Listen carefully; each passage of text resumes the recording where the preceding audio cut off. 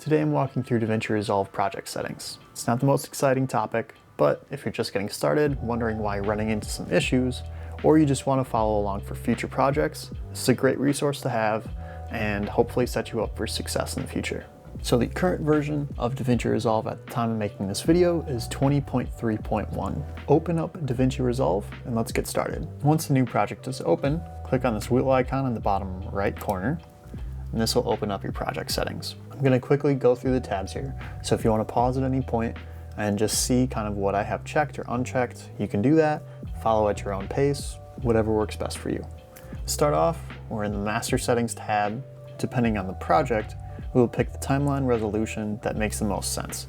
So if it's for social media, I'm probably doing 1920 by 1080. If I want a 4K export in the video, then I'm going to be choosing something like 3840 by 2160 or Ultra HD.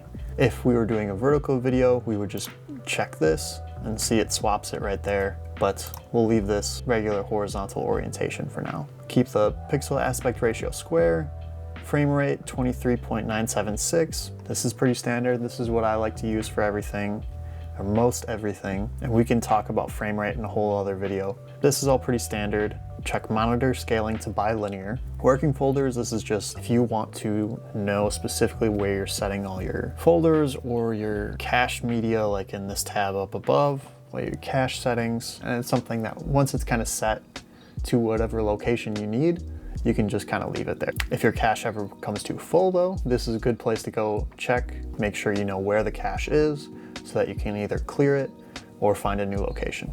Frame interpolation, we can get into this in another video, but basically once you're working in a project, you have frames that you can either slow down or speed up.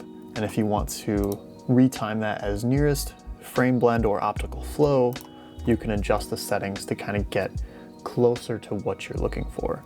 If you do want to always use optical flow or adjust these settings to whatever your preference is, then you can have that as default so that when you start a new project, you don't need to manually adjust those settings every single time.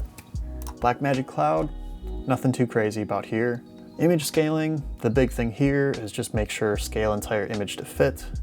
There's a couple other options, but this is the one I like the most because if you're shooting in 4K, you bring it into a HD timeline, then you don't have to resize everything. You can save a lot of time by just having this scale entire image to fit. All right, color management. This is the big one. This is the big one that we're talking about. So, color science. The way that I do my color management workflow is I use CSTs, or color space transform nodes, in the color page. Because of that, the color science that I have selected is DaVinci UI RGB. The timeline color space that I use is DaVinci Wide Gamut Intermediate. Output color space, because I'm on a Mac, I use Rec 709A. If you're not on a Mac, most likely the best option is going to be coming down here to, or coming up here to Rec 709 Gamma 2.4. Dolby Vision, I haven't really touched, honestly. Leave that the same, but lookup tables, most people know them as LUTs. You can kind of think of them like presets you can add on top of your footage for color grading, so you can give it like a predetermined look. The big thing that you want in the lookup table section is you want this set to tetrahedral rather than trilinear. That just means the system is going to interpret the data more accurately when you're using a LUT. Also, if you are importing any LUTs, this is the place where you're going to come to do that. All right, here in general options, this top part, I don't really mess with a whole lot, but the color section, again, you can kind of just take a quick peek.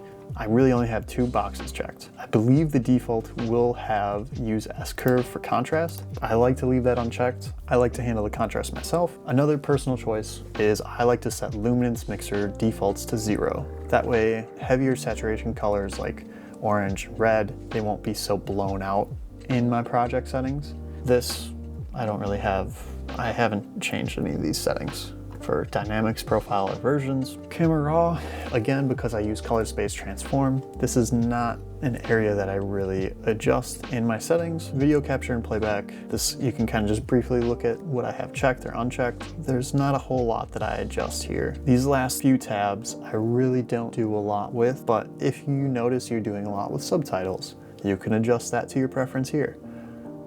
Fusion, there's not a whole lot you adjust with Fusion here. Same with Fairlight, path mapping, there's not a whole lot. Now that we've made our settings, we can save those changes so that every time you start a new project, you don't need to make these changes all the time. You can just go right here to the top right, click on these three dots.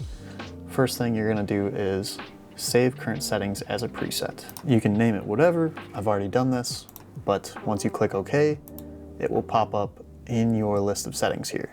Once it's saved as that, you can set current settings as default preset so that every time you open a new project, these are the settings that you're using. You don't need to change them every time. Once that's done, click Save, and you're good to go. Now you're ready to get started with projects in DaVinci Resolve. Thanks for following along. If you have any questions, feel free to leave them in the comments and let me know if there's something I should dive deeper into in future videos. If you enjoyed the video or learned something useful, subscribe to the channel and you can follow along in future videos. Thanks again and have fun creating.